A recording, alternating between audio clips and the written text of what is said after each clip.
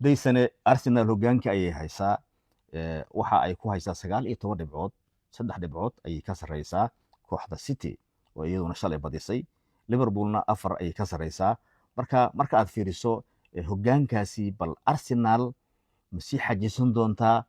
oo mise sidii lagu yiqiinay waxa laga yaabaa inay iyaduna markaasi ay si birraxa la timaado oo marka December la gaaro wax isbedelaan horta aniga waxaan isleeyahay Arsenal Liverpool aad uga cabsayso oo City sanadka hore ay watay jabtay ciyaartoy cusub ay keentay oo hadda oo dib u dhis ay ku jiraan oo ciyaartoydii hore horyaalada qaaday Kevin De Bruyne iyo Gundogan iyo raggii waa baxeen rag cusub ay yimid waa in raggii la soo dhisaa superstars laga dhiga markii dib isu dhisay ku jirtaa cabsi weyn kama qabto kooxda cabsida ka qabto lacagta badan gashay Liverpoolna waa u jeednaa 4 kulan isku xigtay in laga badiyay marka Arsenalna waxaan qabaa 4 ciyaar ku soo socoto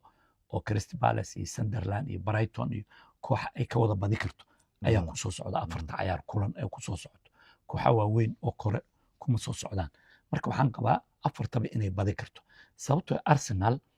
difaac ahaan kooxaha kale way ka fiican tahay oo inta badan hadda waxa lagu eedeynayay ciyaartii hadda ay ka badiyaan Fulham gool oo koona la soo gamo ahay oo Gabriel madax ku dhiftay kadibna Trossard oo dhaliyay gool fiican looma jeedo marka waxay fursada qaarkoodna yani ay dayaceen marka saas waxa ku ciyaari jiray tababaroodii hore Graham ayaa ku ciyaari jiray oo horyaallo u qaaday oo kubada dheer dheeli jiro Arsenal shore garoonka hore yar cariirigahay ku ciyaari jiro Ian Wright iyo Smith iyo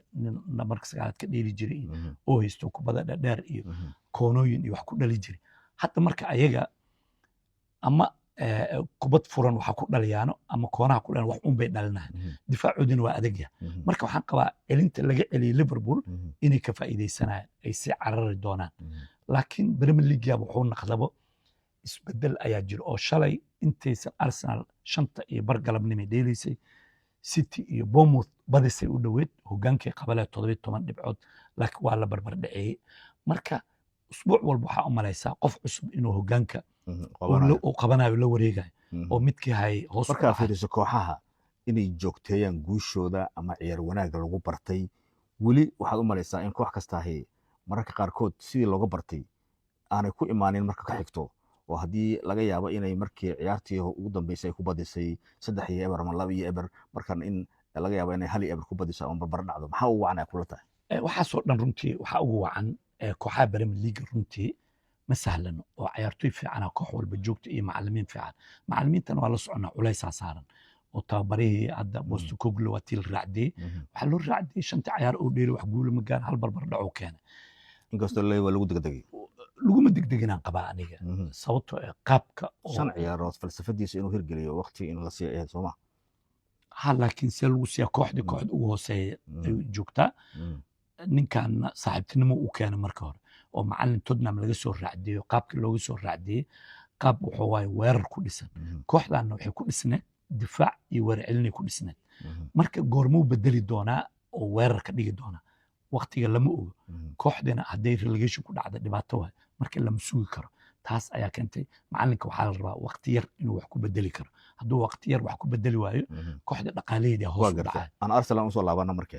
markaad fiiriso Arsenal sanadkan aad isku soo hubaysay ciyaartoy waxa la leeyahay waxay haysataa dhinac kasta ah oo haddii xataa dhaawacyo ay soo gaaraan qaar kale oo bedeli karo ayaa u jooga marka aad fiiriso kooxda yani maaragtay xidigaha jooga ciyaaraya ama dhaxda ama weerarka ama difaaca marka aad fiiriso maxay kula tahay horta Arsenal markaan fiirino koox ahaan waa koox difaacooda iyo dhaxdooda iyo weerarkooda aad u fiican kaydkoodana hadda sidii hore aad uga fiican hadda Odegaard maqan ay guul gaarayaan Sako maqan ay guul gaarayaan marka taas waxay ku tusaysaa in xaaladoodu fiican tahay laakiin gool dhalintii badneed ma jirto laftigooda oo ninkii ay lacagta badan ka soo bixiyeen Yogores 9 kulan wax muusan dhalin 2 shoot kaliya gool ku toogtay asiga naftigiisa culays saaran laakiin waxa la leeyahay inkastoo uu gool dhalin haddana waxa uu keenay in 2 qof lagu raaco oo ciyaartoyda isaga ay maaragtay ay culays saaraan taasna ciyaartoyda kale ay ka faa'iideystaan gool dhaliyaan way haddii asiga 2 lagu raacay way koonooyin iyo bulshoon ay wax ugu dhaliyaan ilaa hadda kubada furan ay dhaliyaan ma jiro ninkan number 9 kana waxa loo keenay looma keenin inuu dhul kaliya furo lacagta badan waxaa loogu subay ninkaa markii lasoo gadayay 90 iyo dhowr gooluu dhaliyey ayaa lagu keenay marka looma keenin dhuluu furay iyo looma keenin inuu wax dhaliyaa loo keenay dhalintiina hadda looma jeeda 9 cayaar laakiin waxaa looga goolasha waa toogtaa dhalintu waa iska nasiib laakiin waxa ay tahay goolka inaad toogato horta saalimiin waxa nasiibka la dhahay afrikay ka shaqaysaa yurub kama shaqayso sababtoo yurub ninkii wuxuuba qaataaba halan hadda usbuuci $500,000 oo qaataa ma laga yeelaa maalin walba hadduu kubad cuno oo kubad hadduu dhali waayo ma laga yeelaa inuu dhaho nasiibka idiin ma jiro haddana markaan fiirino lama bedelin oo ciyaartu u dhamaystaa inta badan ninka number 9ka ninkan lama bedelin sababtoo weli waxaa maqan Kai Havertz ana waxaan qabaa Kai Havertz hadduu yimaado in markaas bedel u bilaabo doono Kai Havertzna wuxuu ku fiicnaa isku xirka kooxda oo wuxuu ahaa nin aad iyo aad iskugu xir number 9 ma ahayn number 10 iyo bar camal oo ahaa 9 isku xirka u fiicnaa kubadda markii la siiyo celinayo ninkaasoo kale aan dhihi karaa dhuluu furi jiray isbaysuu samay jiray madaxuu ku dhali jiray laakiin taageerayaasha iskaga dheganaya hadda laakiin waxay arkayaan inuu ka tayaroon yahay markuu yimaado goolo hadduu dhalay ama goolo la dhigo in meeshaas isbedel ka imaan doono Yogres oo kaydka geli doona ayaan fili doonaa mustaqbalka haddii sida hadda uu kusii socdo ay kusii socdaan Arsenalna fursadda ay haysato ma dhihi karo 100% way ka faa'iideysanaysaa oo kooxda aan hadda uga baqaynay aan isdhehaynay maba laga badi kara Liverpool ay ahayd Liverpoolshina hadda culays xoog leh soo fuulay oo kooxaha Premier League-ana runtii macallimiin khibrad lahaa jooga oo sida aan la socono macallimiinta joogaan shaxda aad ku cayaartid ayaa la darsayaa shax jibisa ayaa la keenaya oo maalintii adigoo markaad fiiriso marka kooxuhu sanka isku hayaan weli 2 dhibcood 3 dhibcood taw badanaa 3 dhibcood maaragtay ku hogaaminaysa 4 dhibcood marka waana kooxaha weliba yani kooxihii yani dhexda ku jira ayaana qaarkood laga yaabaa in hadda ay 3 iyo 4 ay marayaan markaad fiiriso marka kala sarayntaasi kooxaha Premier League ee waqtigan lagu jiro iyo saadaashaada bal ilaa December inta laga gaarayo maxay kula muuqataa ana waxay ila muuqataa in xogaa weli oo qasan yahay oo Sunderland oo Premier League hadda soo gashay akaalinta 7aad ku jirta hadda marka kooxihii Premier League ka ciyaari jiray sanadkan hoos ay wada jiifaan oo Nottingham Forest oo kaalinta 7aad sanadka dhawaad timid waxa waaye kooxda hoos ay joogtaa Wolves hoos ay joogtaa marka West Ham hoos ay joogtaa marka isbedela imaan doono 15 ciyaar markii la dhigay laakiin anima u maleynayay Liverpool iyo Arsenal iyo City iyo kooxihii waaweyn Chelsea iyo inay hari doonaan Villa laftigeeda waa la soconaa hoos ay joogtay hadda way soo kacday oo guulo isdaba joogay gaartay inkastoo hadda ay City kulankooda ugu imaan doonaan oo hadday badiyaan ay kor imaan doonaan haddii laga badiyana way naqon doonaan inkastoo dhaliyoodii Ole Watkins oo ka maqaya haddana isbedelo waxaa soo socdo kooxihii inay soo kacayaan ay soo socdaan marka ani waxaan isleeyahay Arsenal iyo weli Liverpool ayaan isleeyahay inay horyaalka uga adeegeen ay ku tartami doonaan Liverpoolna waxaan qabaa aniga inay soo kabsan doonto ayaan qabaa haddii xaaladda ay hadda ku socdaan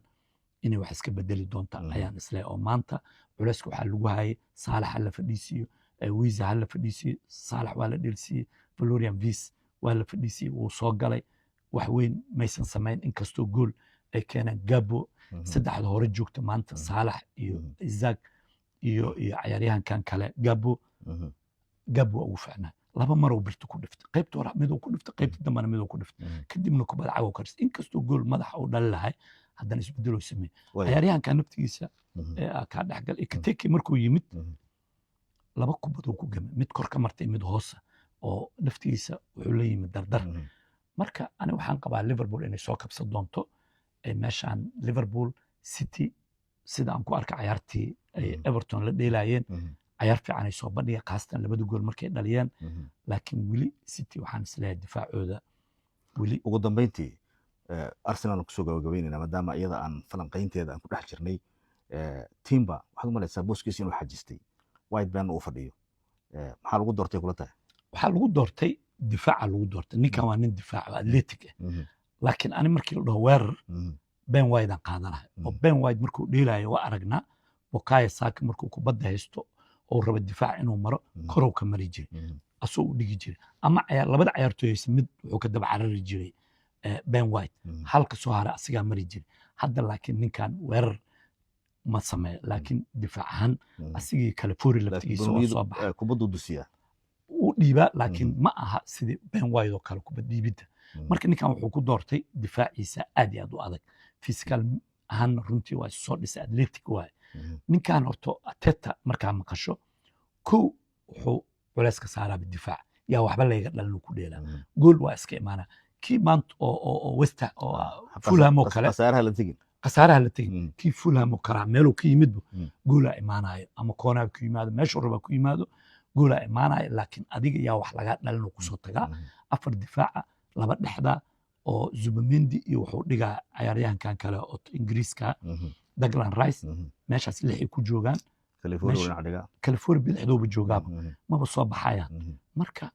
gadaashiisa shub markaa ka dhigatid horeyna 90 daqiiqo wax una helaysaa ku soo tagaa laakiin Arteta ha ka sugin koox intuu u yimaado sida maanta Liverpool weerar isdaba joog ay ku wado ma sugayn weerarka wuxuu bilaabay markii gool lagu yeesho oo looga hormar Liverpool ba dhibaatada maanta waxa uu keenay 2 daqiiqo markii maraysa gool laga dhaliyay waa inay goolka soo gudaan intay goolka ordaan kubadaa lagu sigay marka dambayso waa la sigay ilaa dhulkii furan marka asiga nasiib wuxuu ku leeyahay inta badan goolka asaa la hormaro oo City kala hormartay laakiin saacadii u dambeeyay barbardhac ka keenay oo ninkan wuxuu kaloo qabiir ku yahay kubada xarqiisii tobanka lagu rido oo bulisyonada iyo koonooyinka ayuu aad kooxda ugu soo tababaray marka sanadkan waxaan qabaa si kastaba ay ahaataba inuu koobka qaada ka go'aan asig soo rabaa ku qaada horta haddii oo koobka ku guuleysto ciyaar xun oo soo bandhiga iyo koono welina waa bilow ciyaarana waa gelin dambe ha waa Horyaalo qaadaa le wixii hore uu sameeyay waa laga haraya ana waxaan ka wadaa kooxaha weli inkastoo saadaashaada ay wanaagsan tahay sida uu dhigtay haddana ilaa December markii la gaaro waxba isbedeli doona ayaa la ogaan doona laakiin anigu u maleynayay Arsenal way soconaysaa si ku socotaba haddana afartan ciyaaro ku soo socoto afar ciyaaro xoog lama sanadkan waxa la leeyahay fursadeedu aad ay wanaagsan tahay haddii yacni ciyaartoyda ay soo gadatay iyo siday ku bilaabatay haddii aanay dhibaatooyin kale ayna ku imaanin maya ayaga u maleynayay dhibaatooyin weyn ku haysan laakiin dhibaatada jirtaa waxa kooxihii la tartamay ku soo socday Chelsea soo ma socoto City ma u maleynayay way badisay 14 ay leedahay shana laga horeeya waa laba ciyaar Liverpool la filayay inay la cararto Real waa aragtay dhibaatada haysato City lama hubo dhalinyaro soo dhisaya xaaladiisa 100% City qaadaysa ma dhihi karto fursadda hadda oo haddan la joogno fursadda kuwaad asiga haysto soo rabo waxa ku dhaliya laakiin guulow oo gaaraya marka laakiin su'aashu waxay ka taagan tahay ma sii socod doontaa arrintan ma u socod doontaa sanad intaasaan kusoo gabagabeynayna falanqayntii ciyaartii waa ciyaarihii dhacay guud ahaan toddobaadkan oo tanna ay ahayd bal Arsenal fursadaha ay haysato iyo sida kooxuhu ay u kala sareeyaan iyo dhibcaha u dhaxeeya iyo fursadaha markaasi u muuqda iyo tan la isdhihi karo markaa hogaanka way sii qaban doontaa deysana qabiir ahaan ayuu arrintaasi u falanqaynayay aad baa mahadsantahay adaa mudan saaxiib thank you